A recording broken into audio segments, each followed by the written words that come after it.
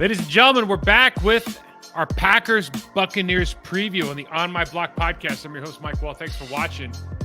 If you're enjoying, hit me up, Mike Wahle68 on Twitter, Process to Perform on Instagram. Like, subscribe, smash that like button. Subscribe to us on our Process to Perform channel on YouTube. It's the On My Block podcast on YouTube. And by the way, I'm just going to keep saying Twitter. I'm not saying X. I tweet.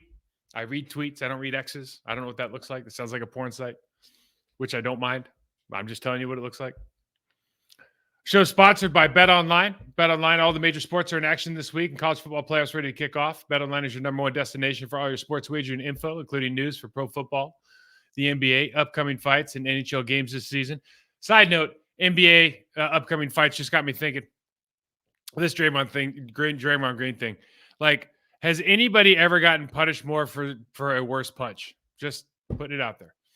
Head to the website today and get into the action and see all the updated odds for the week. Remember to use our promo code BELIEVE, that's BLEAV, to receive your 50% welcome bonus on your first deposit. BetOnline, where the game starts. Let's get into it. The Packers are really limping in, and more metaphorically and literally, into Lambeau this week. 3.5-point favorite against the Buccaneers. Both teams are 6-7. The Buccaneers are actually, I think, leading the NFC South right now at 6-7. There's always one division that you're just going, like, it just smells like rotten fish. And apparently the NFC South is that one this year. But the Packers, this injury report, I'm just checking this thing out. And this is yesterday's, as I shoot the show around Thursday afternoon. I got Jair, AJ, Enagbari, Jenkins, Jones, Nixon, Owens, Reed, Savage, Slayton. A lot of good Walker, Christian Watson, Wicks, Stokes. A lot of good players on that. A lot of good players. I don't know what this team's going to look like, but it sounds like they might be missing a lot of their wide receivers and tight ends. Obviously, Musgrave's already out.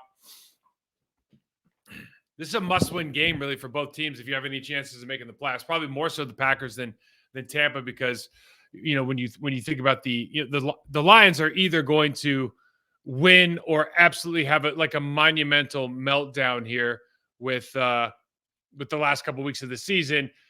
If the Vikings can, they got their third string quarterback now. If they can pick something up, I think they're in a little bit better position than the Packers are right now.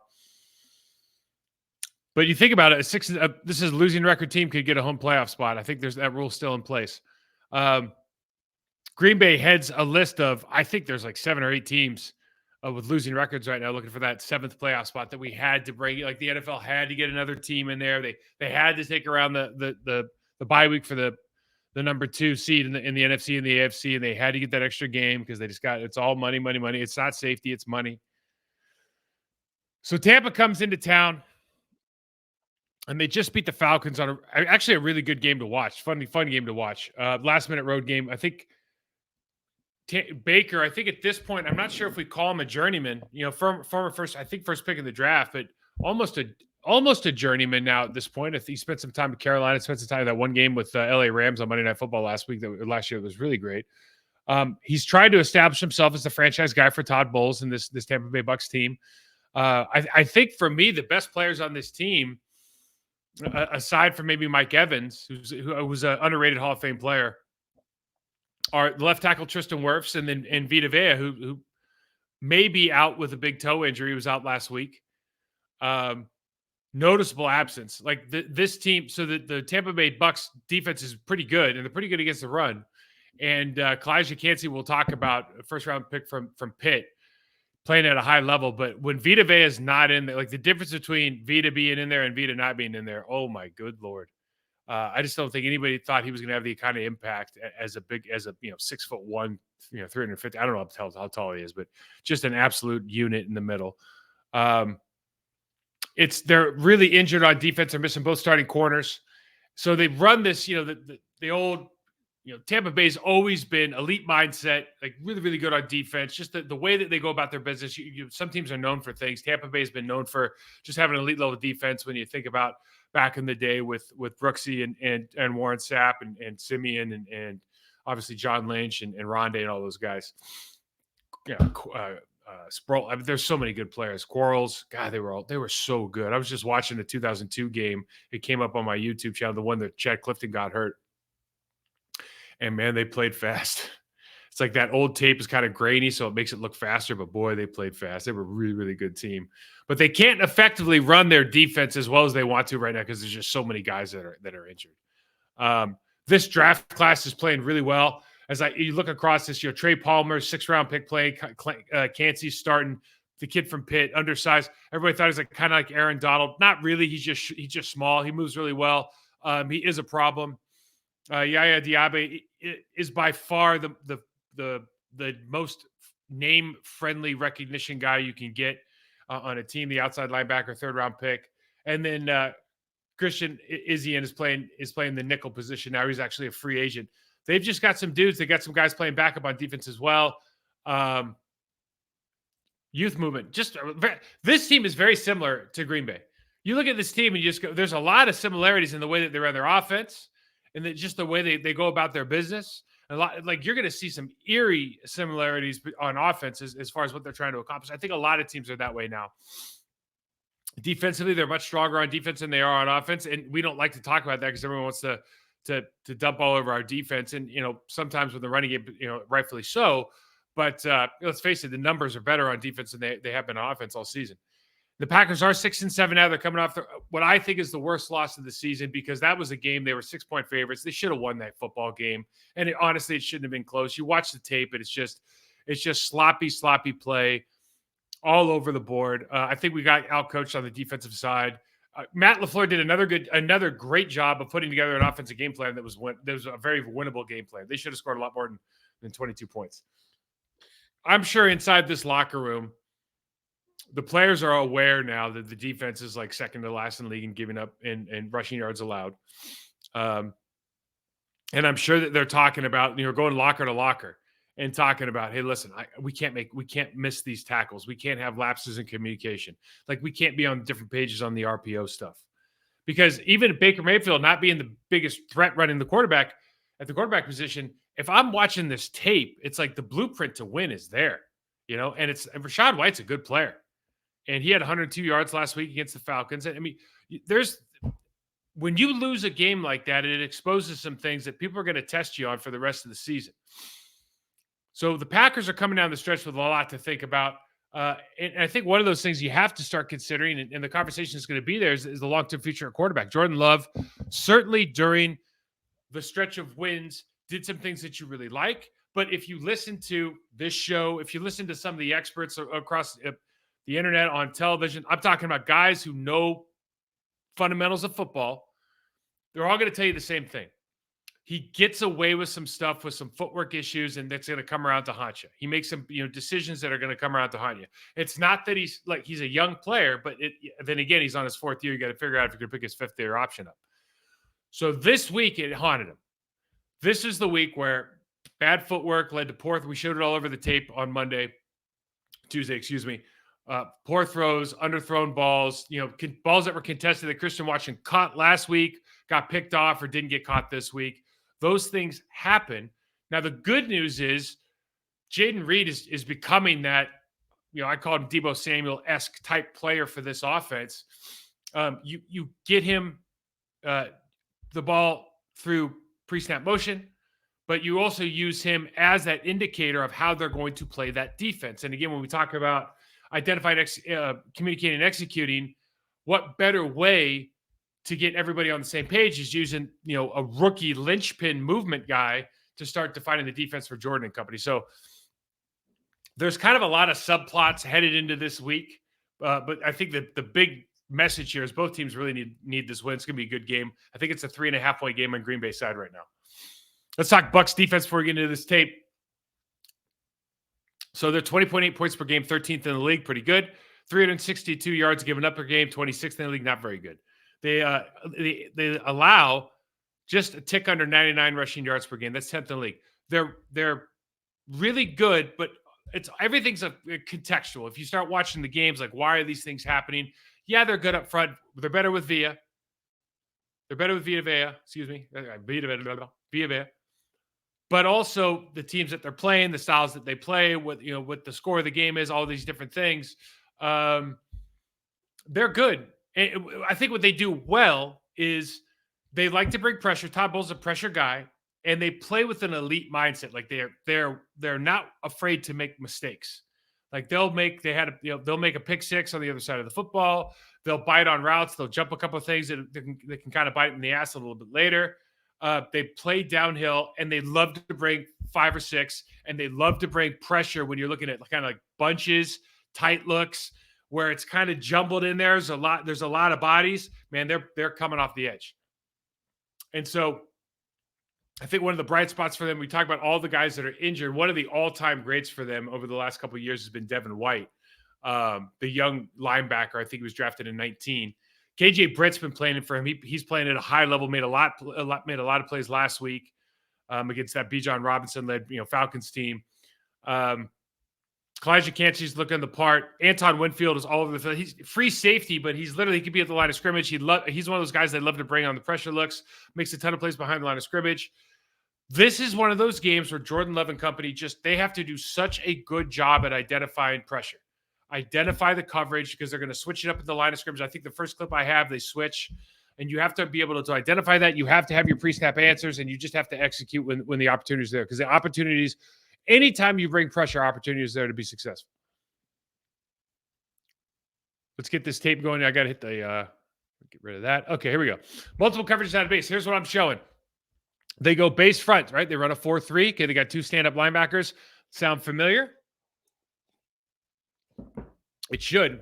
They're showing single safety high. They're going to drop into a cover 2 here. They're going to take the corner, drop him back, and they're going to take that's Shaq Barrett, who's still a elite level pass rusher, by the way. That'll be a good matchup. They drop Shaq Barrett into the flat here. I'm just showing this play to let kind of everybody know you're not dealing necessarily with what the eyes show early. You have to be able to read some keys. Does Shaq Barrett look like he's in a passing stance? Is he already looking outside to where he has to go to? How's 27 playing on the back end? If you have 31 playing free safety, does that feel right? I mean, does that feel right? Because if 27's over in the flat, or it doesn't really make sense. Or if he's playing a little bit off, it doesn't really sit right with me, at least, that they're going to go ahead and take that. They're going to play single safety with the safety down the other side and not rotate around, right? So you just have to have some indicators here. Pressure from tight looks. Here's what I'm showing. You got 2 tight ends on the upside, and so you don't ever know if that guy's button up or is he coming. They're bringing guys all over the board. There's people open, right? You always see, and who's always open, on these kind of plays. It's like you got to hit the check down. That's the idea.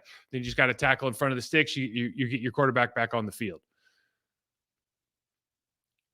If you hit it early, if you hit him in stride, which is a big thing, if you step into your throw and you hit the guy in stride, our players can make plays on this defense. You look at the bunch, they used a lot of return motion to try to figure out what the Tampa Bay Bucs were doing. Talk about the Falcons now. And in this situation here, you just see Winfield's like, I'm not pulling any punches, man. I'm coming off the ball, and I'm gonna pressure you. They have a wide open Bijan Robinson, but because of the pressure, not able to make the play. Same thing here. You got a bunch look. Now, if they go out, we've seen this before where they turn this into a kind of a stacked trips look. And if that inside guy starts creeping up, you have to have answers right now. Is it a hitch? Are we going to turn this into a tunnel screen? Do we have an answer for it on the plus side? Because they're probably going to bring, like what these guys do a good job of, is they'll drop D tackles. They'll walk up Mike linebacker, Will linebacker, and they'll drop them. They'll bring somebody off the other edge. Like they're going to bring 4 or 5. It's just which 4 or 5. So your running back, if he's involved, he's probably going to get 8 up. In other words, you're not going to be able to start and scan on the right and then come all the way back over to the left.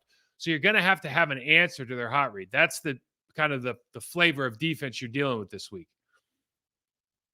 Got to account for Antoine Winfield Jr., right? He's been a big-time player since his rookie year. He'll take some chances. He'll make some mistakes, but he's an elite-level mindset player. If he's around the line of scrimmage, he's just there to make plays. He gets a sack safety here. And these kind of players, things happen for him. Now, when I say account for him here, you got 23-31 standing up there. Obviously, they're not going to play a dual safety look like that. So you have to account for him in the run game. You got to take that spot. You know, if they're in this front, if this is a penny front or whether or not the linebackers walked out, you got to account for 31 and bring him as part of the count as far as the offensive line if you're in the run game here. You can't just let him sit there and come in and play at linebacker depth at the snap of the ball. 31 here again.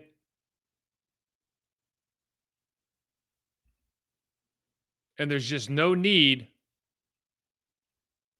This needs to be super clean and clear. You see the running back, Bijan Robinson, he's going for 31, right? Forgot his rules. Or the tackle, McGarry, forgot his rules. But somebody's wrong here. Now, they end up picking this up, and it's a quick throw. But this is the kind of stuff that happens. One would think that the tackle and guard would be squeezed into the linebacker, and the running back would be taking 31. But the point is somebody's wrong, and Bijan Robinson's got to come back late on KJ Britt, and that's really not what you want to have happen if you got somebody who's going to hold the ball in the backfield. Now, my idea is space gives intel. Space gives information. So get those. If this is a 2x2, spread them out as wide as you can. Get those slot receivers. This looks like a trips look with an empty. You got 3x2. Excuse me. But you want to split everybody out because this gives you information. If somebody's going to blitz off the edge, you go as a quarterback, as a receiver, as an offensive line, you're going to see it now. This is very obvious, especially on the high side here. If anybody's showing, right? Because if they're coming from depth like this on your base rules. I think the biggest waste of time in football is sending a Mike linebacker through an A-gap. I think it's the biggest waste of time in football because you're already going there, right? Unless you have some slide. If this is a team that historically slides, you're just going to take the backside guy, or I guess you're usually sliding away from the protection. So if you call your protection to the right, you're sliding to the left. So if you bring the guy from the right, and that means the back has to pick him up, fair enough. But in these situations, in a scat situation, you're probably going to go to the first guy outside the center. So like bringing this protection, this never really made a lot of sense. This is a really easy pickup for everyone. But the opportunities are there because when you bring 5 or 6, we talked about it last week, what the problems with the Packers were, you have to either start playing this man or you're going to play a pretty soft zone. And then there's just throwing lanes everywhere. You have to have pre-snap answers. And we see this here. If the slot is going to come off the edge, which he starts creeping, and as soon as he goes now, Ritter's got to have his head. You're making these checks, and the ball's out because the safety's trying to get all the way to the flat. And they'll give you, I'm showing the high side. I know they threw the ball to the low side. And the quarterback makes a decision there and lives with it. But you have to have like a very good understanding of what are the possibilities. If they bring the slot, who's going to cover the flat? If they have the corner cover the flat, who's covering the deep third? All these things, like you have leverage somewhere. You just have to find it, and you have to find it fast. And everyone's got to be on the same page. So I talk about an elite level. This is KJ Britt, the backup. And he's chasing 7, their best player. He chases him all the way across the field and forces this really a tackle for loss. And that is a big-time play. That's how, I have a lot of respect for the Todd Bowles as a coach and then as a defensive coordinator and what the mindset he brings to this team, and it always is brought to this team on the defensive side of the football. You see out here the corner, shoots the gap, makes the play, walks into the end zone. These are big-time plays.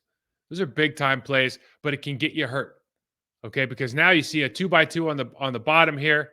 Excuse me, you see twins on the bottom, and they're just going to run like a chair route, an out and up, a stick nod. And you've got the slot defender with his chest to the line of scrimmage, and you have the outside defender with his chest to the end zone. And so you just got big-time play opportunities here because the safety has to get over the top. Impossible, right? So big-time play for a touchdown there. And then if you just win on the line of scrimmage, remember, 2 backup cornerbacks are starting as of this week. Carlton Davis and Jameel Dean are out. And you got Zion McCollum and Josh Hayes in. Okay, one's a rookie, one's a second-year player. They're both good. They're not as good as starters. Otherwise, they'd be starting. So you win at the line of scrimmage here. They're running another stick nod. It's just a little sloppy because they're draped all over them. But you got time to make plays. I show this. I'm going to show this from two angles. I just like what they're doing. Two tight end look. You can use a fullback as well. They're in base defense. Okay, they've brought down 23 to play over the top here or play man coverage on the tight end. So they go backside. 23 is going to stay in the count. Okay, so that's good information for later on for the Green Bay Packers. But you see what happens. They switch with 52. They switch responsibilities, and everybody chases. Now, if they just would have done a better job at the guard position, this is a touchdown. You know, they probably get tackled by Antoine Winfield, fair enough. But watch this from the sideline copy. Same play. Look how they chase the flat option, the arrow, and then the linebacker chases the tight end across the ball, and they forget about the Falcons' best player. And you see the hole that shows up here is absolutely absurd. Now, if he could just make this cut earlier, or if they could block their nose tackle a little bit faster, there's some big opportunities in the run game if they're going to play it the same way. I'd try to feature at least one package of things out of that look. They do that return motion again. They see that nobody moves. So what does that mean? That means that you really got a 2x2 on some sort of man or match coverage outside. So we come down, safety bites, and they're just going to run a little rub route up top here. And now you're wide open for easy throw and catch. And these are the kind of plays that you just can't get enough of. Like, you can't manufacture enough free yards where the quarterback has a run pass option because they under center play action, but he also can just throw the ball out 7 yards in the flat and literally nobody's covering these guys. Okay. Yeah. I talked about Kalijah Kancey, the kid from Pitt. I watched him since the Senior Bowl. He's a really good player, quick first step, good leverage, not a tall guy. So just plays with a lot of leverage. Leverage players, it goes in and out of vogue, but generally speaking, if you're talking about a 6'4", 6'5" guard or tackle, you have a hard time with a 6'1" guy. It's just a weird angle for you. So you see here, he takes a hard step inside and then just gets this center going sideways and presses him into the hole, puts him on his ass, tackle for loss. He's very, very capable of doing this if you have poor footwork. If you can't get that second step down, he catches you in a crossover, you're in big trouble. Don't waste reps against an aggressive defense. They want to make plays. You have to throw the open. So if they're in quarters coverage here and they bite on the quarters coverage, so 4 deep, okay, and they bite not once, but really twice with the play side safety and the backside safety on the deep dig, you have to throw this to space. There's nobody out there. And they keep this really high, and Ritter, for some reason, doesn't lead him into the ocean of green over there in the top left corner. I'll show this from the end zone copy. I mean, he just couldn't. He doesn't even see the backside safety as bitten, right? But there's oceans of space here. And whether Watson's healthy, you can give this to Wicks. I mean, you could have thrown this over to the referee and just made this an easy throw and catch. Now they got problems in base defense. Where? Well, if they don't bring all 5, they got to drop one of those guys, right? And anytime but Packer fans know they don't like dropping Preston Smith. When you drop a guy into coverage, especially in like the flat against these defenders, there's going to naturally just be leverage in space. So they do a play action, just easy completion out here. These are, again, what I'm talking about now is I'm showing you gimmies. Now we still got to complete them and have good footwork. I feel like this is better on the run than in the pocket right now, quite frankly, because he doesn't throw off his back foot on the run. But there are easy gimme completion plays against this defense you got to take advantage of. I think the big thing is, we've seen this now with Reed. We're trying to work this in. I'm sure they're going to get Wicks involved. I'm sure they're going to get Malik Heath involved more. Obviously, I don't know if Dobbs is a behind the line of scrimmage guy. We don't think that Aaron Jones is coming back, but they made a lot of hay on these kind of plays. And the good thing about watching these plays is, regardless of what they're in, and you can see 27 and 52 are both going to have outside leverage here, which the point is, you get one good cut and somebody's going to look stupid. Like 27 doesn't need to be outside of 52. because 52 has already set the edge. He should be sitting in the hole. But when you're playing this fast and you're worried about speed, which anybody who catches one of these balls, if it's Jaden Reed or it's Bijan Robinson, the defense is going to be scared of that speed. So what are they going to do? They're running lateral. They'll over pursue. You put your foot in the ground to go north-south, run through a bad tackle, and you got yourself a huge play. And then talk about base defense again. They bring out their outside linebacker here. He's standing up over a trips look. Now, this is great. This is a great job. We talked about this last week at the Packers. You have to do this so they don't throw the wide receiver screen. So this makes a lot of sense from that standpoint. And he can kind of come in and play the run game here. But they get confused. You can see the safety's not sure what to do. He's trailing Bijan Robinson late. Outside linebacker stays there, but he's going to be the flat player. They let the corner go, easy touchdown on the corner route. That's easy. So that's the kind of stuff. Those are the kind of plays that can have success against this Tampa Bay team, which again I think is a good defense. And if they get Vita Vea back, it's a lot better against the run. Tampa offense, 20 points per game, 22nd in the league, 300 yards per game, 23rd in the league, and 90 yards rushing, 29th in the league. Now, I say 90 because they're not very good, but last week they had 148 yards rushing against the Falcons.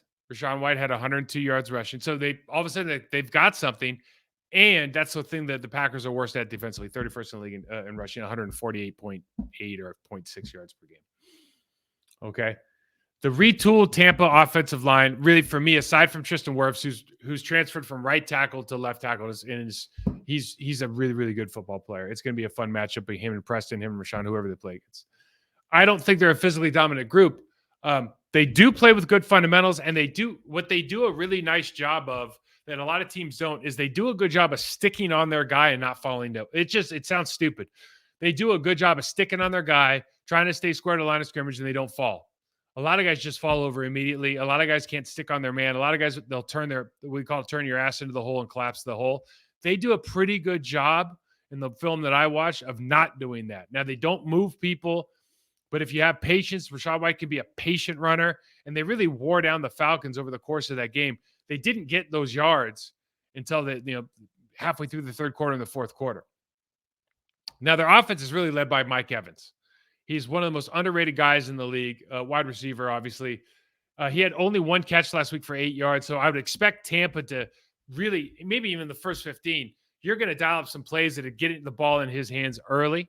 So, as a team, you obviously want to, as a Packers team, you want to make sure that early on, we're just not giving up freebies to a guy who can really get hot, and he can run every route. He's a deep threat. He's a really, really good player. Chris Godwin's there. Kate Otten's their favorite targets right now for Baker Mayfield. Baker's having a, kind of a Baker season, 62.5% completion percentage, 2,900 yards, 20 touchdowns, 8 picks. They're not getting sacked a lot, and they're not throwing a ton of picks. They're not turning the ball over a lot. They're not getting sacked a lot, and they're kind of doing what they need to do to win football games from a win the turnover battle, all of that kind of stuff. They're just not putting up a lot of points. They're not moving the ball that effectively. Like, this is a below average offensive football team, but they did have 150 yards or damn near 150 yards rushing last week. Baker's a play action guy. He's proven that he's going to take risks, but he's doing a good job of limiting those risks, I guess, as compared to years past when he was like Prudential guy or whatever. He can play in and out of the pocket. I don't know if they're going to feature the RPO given what we saw last week. It's up in the air. He can get to his fourth and fifth read. Like, Baker's a smart guy. He's not a rookie. He can get to his fourth and fifth read. It's just a question of can you collapse the pocket in time? He's got proven weapons. Godwin's a weapon in this league. Mike Evans is a Hall of Fame player in this league. I think when I look at this offense, Rachaad White can do a lot of things off the ball in the screen game. I think he's a good runner. I think Wirfs is a really big weapon, considering our best players are probably our defensive ends, our outside linebackers, whatever you want to call them. I think their other side, Gadecki, is a pretty good player as well. I think he's a second-round pick maybe from last year, a pretty good player. So I think those matchups are going to be super interesting. Let's watch some tape on these guys. Start off with And love this. Love that gap scheme, baby. And we saw this last week have success because we didn't hit the hole. So this is an RPO look that we can run. And I'm talking about RPO, and you look at the backside guy, and you can run the slant. But this is a double team that if that linebacker hangs on the backside, you're in really good shape. This is a relatively easy blocked play because Wirfs is one of those tackles that can remove that defensive end on the play side without help. He's just got that kind of ability. You see the drive block that he has there. He does that all day. And so you can run this 9 tight end kind of gap scheme stuff to the weak side, and they like to do it a lot. You see they motion out to trips.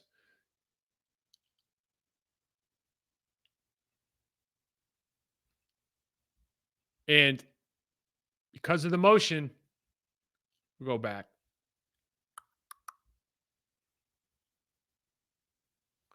They have no numbers over there. So if you just cut the herd from the center over, you're looking at 4-on-4 with a running back. There's nobody over there. That's just the numbers game that you want. Really, you might not even want to count the linebacker or the safety. The safety's going to back up and be out of the count, and the linebacker's almost head up. So when you just bisect this line, just by moving those guys over into the strong right look, you get free runs. And that's what this team tries to do. They're just trying to create numbers advantages. So now they got 2 tight ends to the bottom of the screen. Excuse me. They're running back on the same side. So you really got 3 to the side. And they do a great job of utilizing the running backs out of the backfield by just running the split and down the middle. And it leaves that linebacker trying to figure out, should I cover the flat? Oh, whoops. They run a little bit of a high arrow route for easy completions. Baker's very, very capable of throwing the ball to an arrow route out of the backfield. He is very capable of hitting the gimmies. On any given day, he could be perfect in hitting the gimmies. Got trips. You look at the outside slot receiver here. Exact same concept, just not out of the backfield, right? Spread them out, clear out, run underneath, focus in that soft spot over the middle of the ball. Do a good job. Again, when I look at this stuff, you're kind of looking at, what do you want to take away? Well, Mike Evans is a deep threat, but where Baker's doesn't have the strongest arm. They're going to run some play action to give him time to set up and make the reads easier. But where does he really want to throw the ball? Where does he want to complete a lot of passes?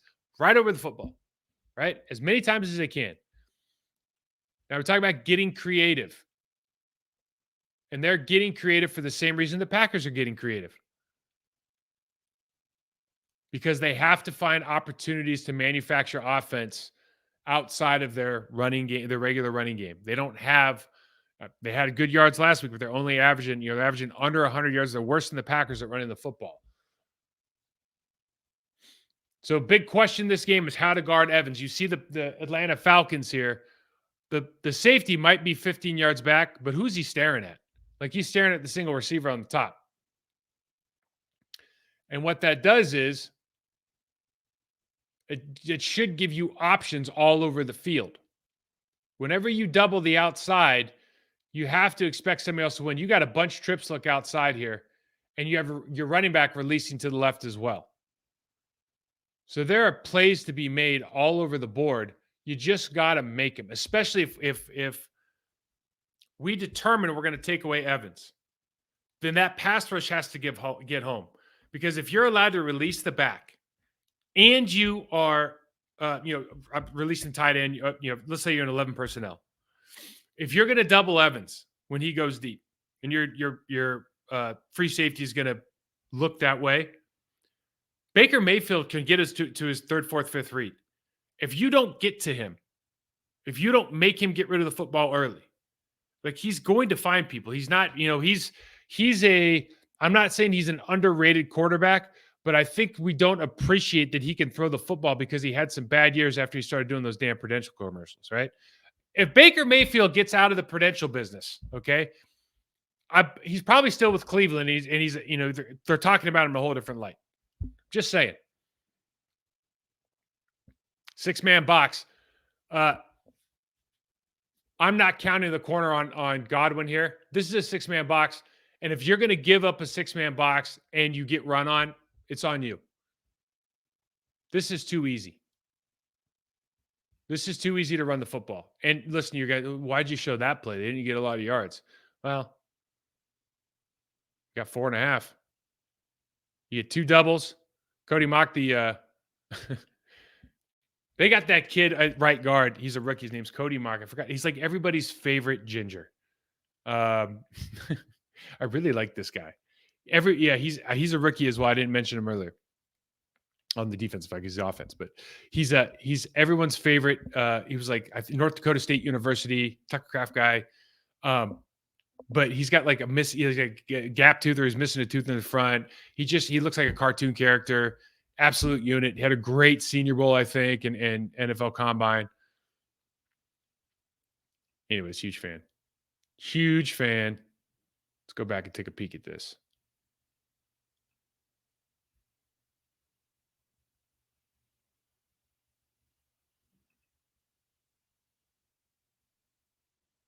Same thing here. Same idea. I'm having some technical issues here.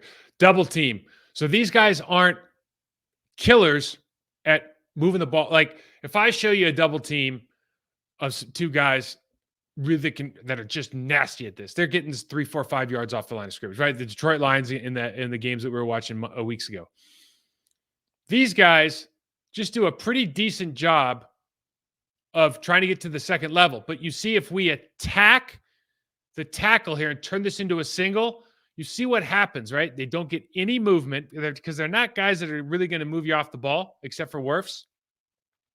And now these cuts are a lot more difficult. The angle for the guard's more difficult. Everyone remembers that John Wayne Jr. got blown up a couple weeks ago. I think it was against Atlanta, maybe. No, it wasn't Atlanta. It was somebody else, Pittsburgh. But Cam Hayward had set the edge over there. So it's like that turn is so dramatic that you can't really set yourself. Okay, these are tough turns for the guard, and they're tough turns for that running back. So the running back's got to have a lot of patience in this offense, especially when they're running the gap stuff.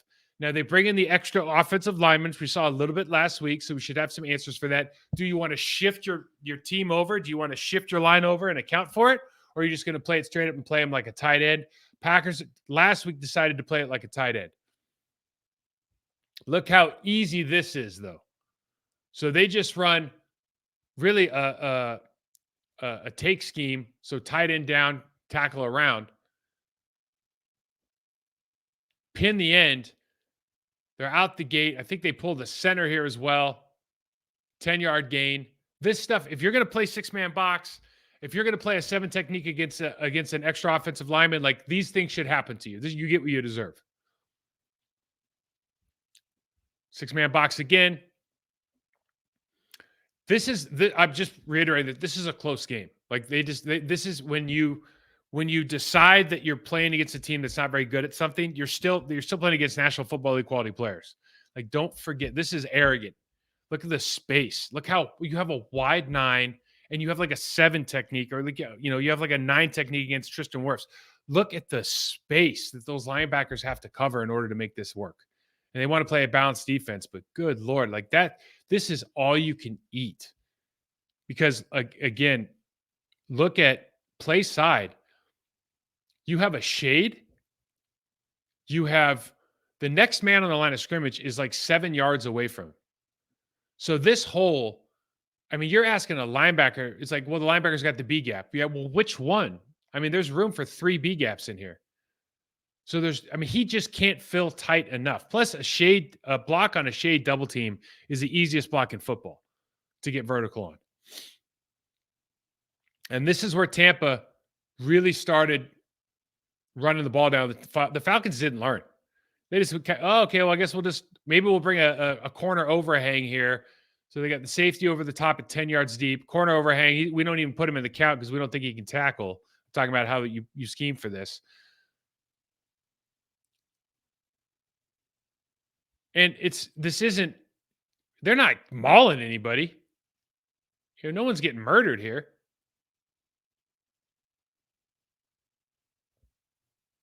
You got a single block. 64 does a good job here. And watch this. This is not a great block. But what he does is he sticks with it. He doesn't fall off. He keeps pressure on the guy. If you can keep pressure, good things happen. Little wrinkle here. You got a hipped off tight end. And they got what I would call like a true stutter, where they're going to lead the guard and they're going to bring the tight end around for the secondary block. A nice little 5-6 yard gain. Screen game's in play. They quickly identified that it was a man matchup on the tight end. It's obvious here the way they brought them up. So you see that the linebackers, the box linebackers, are already in the box. I think that's actually a nickel or a safety, but they're both walked up. One's in the A, one's in the B.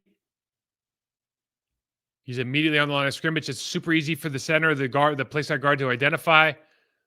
And now Rashawn White goes, 30 yards for a touchdown. So these guys are making plays when plays are there to be made. You see it here. Yeah, it's 33. So 33 falls him out of the backfield. The problem is 33 is not nearly as good at taking on blocks as a linebacker. Okay, so these are things that the Packers, from a defensive standpoint, you either got to go stick to them now and worry about getting run around, or you really have to be able to attack this play side guard. This is a very viable play. And you see this screen, they're lining this thing up inside the numbers.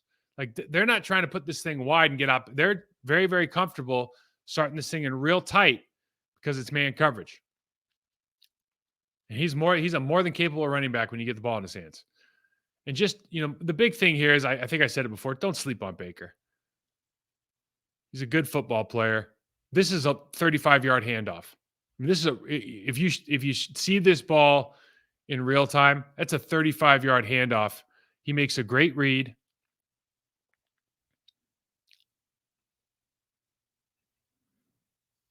They're going with a match coverage here, and it's just an out, a deep out. You got to clear out over the top. And it's a 35-yard handoff. It's a really, really good throw. And then the last play to the tight end here with a little fade route, another really good throw in the end zone. So sometimes you don't let the numbers fool you. This is a below average from a number standpoint. It's a below average football team, but we're not exactly burning the doors down with our ability to stop the run on defense in particular, which opens up the play action game. All the stuff that Baker likes it'll be a good matchup. Let's just put it that way. Matchups. Speaking of matchups, let's talk matchups keys to victory. Number one, Antoine Winfield versus Jordan Love. We're kind of talking about everybody, but really that matchup of that free safety who is nosy, plays all over the field, loves to play near the line of scrimmage, loves to bring pressure. Todd Bowles will dial them up, and the more success they have, success breeds success. So the more the success they have, the more you're going to see. The Packers, whenever he's near the line of scrimmage, Jordan Love has to know where he is and what he's doing. And we have to make some assumptions that if he's up there, if it's a bunch look, if it's a tight look, you have to have an answer in the back of your head. And the first place your eyes should go is he coming or not? Because he is a big play machine for their defense. He always has been since the day he walked on the field. You remember the Super Bowl when Tom Brady, I think, was there. He was a rookie, and I forgot exactly what happened. He's given some tear eyes or something to somebody on the other team, but he's a big play machine. Second matchup is Mike Evans and the secondary, how we're going to defend him. We saw the Falcons. A lot of teams will give him special treatment because it's not like Chris Godwin. It's not like their tight end Cade Otto. These guys are not household names. They're good players. Trey Palmer, not a household name. Mike Evans is a household name in the football ranks. He's a really, really good player. It didn't work last week because it worked in the sense that Mike Evans only had one catch for 8 yards, but they found ways to get other people involved. So it's like pick your poison. And this week, I would have to imagine that Mike Evans is sitting in the locker room going like, yeah, I'm glad that we won. But it's like with Steve Smith. When I was playing with Steve, I think somebody asked Steve was in an interview or somebody goes, they say, "Hey, Steve, would you trade would you take a Super Bowl if you didn't get a single catch in the game?" And Steve was like, "Oh yeah, team answers like I'd take the Super Bowl." And he was quiet for a minute. He goes, "Not even one catch, like not one." Mike Evans is probably the same. Like if you're a competitor, one catch for 8 yards at his caliber ain't quite going to cut it. So I would look for him to get involved early. How are we going to play that? Are we going to bracket him? Are we going to let these young corners play one-on-one? Or is it going to be a lot more zone this game because of that? What is it? What are we going to look? Are they going to designate some quit looks for him? What's that first 15 going to look like? Are they going to try to wear us? I mean, there's so many questions that go into it, but fundamentally, as you structure your defense, you always go like, who do I have to stop? Well, he would be it for me. So how do you deal with that? How does Joe Barry deal with that? And then, of course, what comes with that now is last week, the Tampa Bay Buccaneers kind of found something in the running game. Are they going to be able to stick with that? Are they going to look at the Packers' defensive fits and tackling ability and go, you know what? If they try to take away Evans, man, we are going to feast because they just gave up 100 or 200 plus yards to the Giants. And, I can't name a single guy in the Giants offensive line except for Andrew Thomas. Third matchup, our interior defensive line kind of goes into the same thing versus Tampa's offensive line. So you look at Kenny, TJ Slayton, Wyatt. I think, like for me, they have a huge advantage on paper. And Wyatt's been playing. Wyatt shows up on tape now, good and bad. But he shows Wyatt's there to play, and he's getting better. These guys have an advantage on paper. How's that going to translate to forcing Baker to move in the pocket away from the line of scrimmage, not advance towards the line of scrimmage? Something we talked about last week that sounded good, didn't quite get there 2 weeks ago. Sounded, a big part of rushing principles, a big part of play action. Can you get the quarterback to run away from the line of scrimmage? Talked about it with Pat Mahomes. Can we dominate in the run game? Can we have that signature game against a team that doesn't, until last week, hasn't run the ball historically well? Can we create pocket pressure? What are we going to do with Wirfs? Last time we played in Wirfs was right tackle. We moved Rashawn Gary to right defensive end. I remember that game a couple of years ago. Okay, we just put pressure over there. It was like sacrificial lamb. I don't think that's right. First of all, Preston be over him now, but I feel pretty good about that matchup. I always feel good about Preston in that matchup. He's not going to win every time against Tristan. Tristan Wirfs is a really good player. He'll get one or two in there where he gets a hand on Baker. Those are my matchups. Here are the keys to victory. Number one, pre-snap recognition. So during their win streak, you talk about Jordan Love and this wide receiving crew. Great job of doing what? Identifying, communicating verbally and non-verbally, and executing. Okay? We had that this week. We just didn't execute. You see the fade route at the end of the game. Jordan Love. Oh, wait. Bunch of can. Looks out. Gives the hand signal. Throws the fade. But he hitched. Underthrew it. Guy was open. Got to execute. Identified. Communicated non-verbally and verbally for the protection. Didn't execute. Got to have all three. The plays are there. The head coach is doing a great job of giving him more. You keep biting off a little bit more. Doing a great job of game planning. The plays are there. It's just you didn't execute last week. And especially early, it takes the confidence, takes the air out of your balloon a little bit. The Packers need to continue to use pre-snap motion, especially against this team. Identify, are they going to rotate? Are they playing man? How, are they keeping that safety back? Are we going to rotate safeties? Where's the pressure coming from? All of that stuff is obvious if you spread them out and motion around. If you bunch tight those looks, that safety, you really got to be on your toes. You have to be able to see all of it because it's not as important as the offensive line and Jordan get it because it's not that hard for them to figure it out. It's the perspective of the receivers and being on the same page that matters because the answer has to come fast. Snap the ball, answer, done. You got to make Todd Bowles not want to bring pressure. You got to want to have him sit back and play zone. Number two, attack the line of scrimmage. Tampa got on track last week. Packers are 31st in the league in the run game. Something's got to give. Okay? We are largely poor, not because of toughness or any of this stuff, because we do a very poor job at tackling. It's a fundamental flaw in this defense. And they, last week in particular, not on the same page. Communication's terrible. RPO game in particular, only a handful of plays, but you just look not on the same page. Not everybody's on the same page. You got a real problem. Could have been worse, actually. You want to make this team one-dimensional. You want to make Baker take the ball in shotgun and throw it around the yard. That's the best chance you got of winning. How do you do that? You take away the run game, cuts down the play action pass.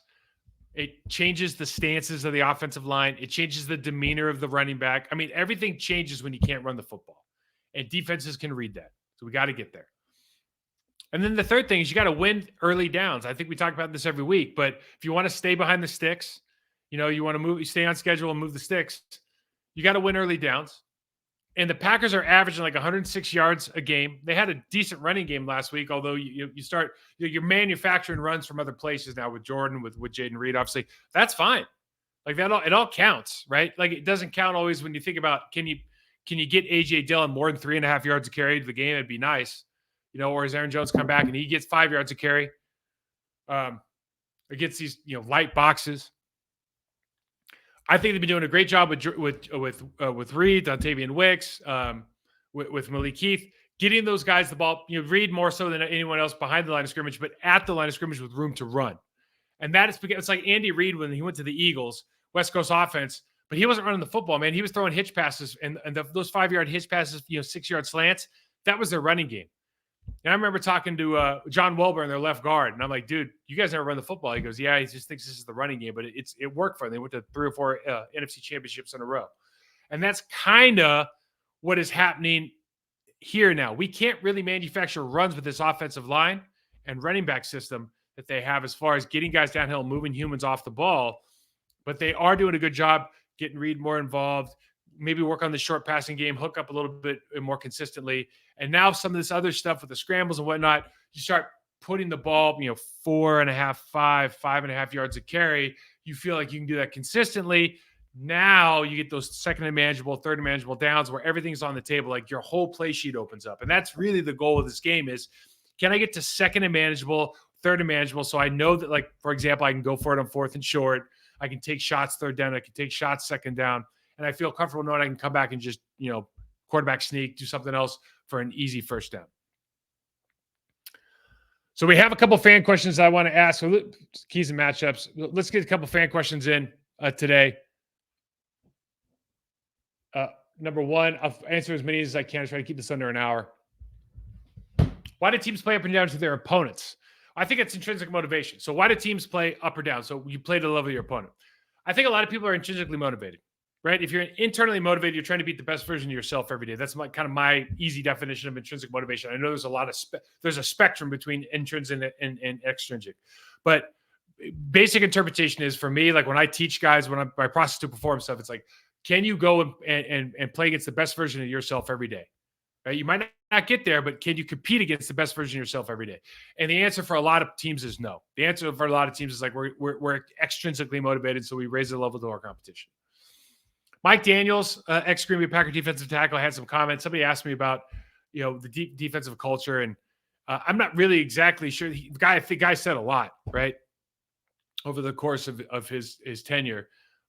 Really intense fella, and somebody was saying something to the effect of he used to scream at guys in the showers. It was some weird thing. I don't know. The point is, the gist of it was they have Hall of Fame players. They have these all pro guys. Coordinators go in and out, and for some reason, it's not. They're always kind of middle of the road. Why is that? There's a couple of things that go into that. You're always, if you're winning, you're always playing good teams. So good teams have good offenses. Good offenses are going to be more successful. That's part of it. You've been in a division that you think, aside from the Vikings, consistently from an offense standpoint. I know the Lions are good now, but they haven't always been. So there's a couple of head scratchers. But when you do consistently play good teams have better offenses. That could be part of it. But there is a dog mentality that even when I was playing in Green Bay, when Reggie left. 98 was that last year. I think they were tops in defense, or they were top 3 in defense. They were amazing.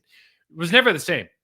And you look at, it's like Reggie Santana, Gilbert, Leroy, those guys were just, they were Bernardo Harris. Don't want to forget him. He was a dog.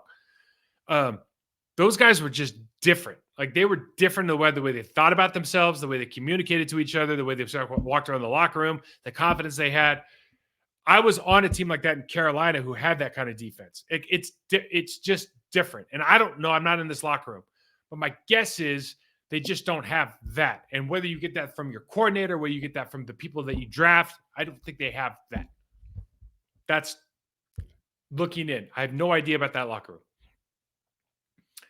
How can the offense be effective without the playmakers this week? Potentially Watson, Wicks, Reed, Musgrave, and Jones all out.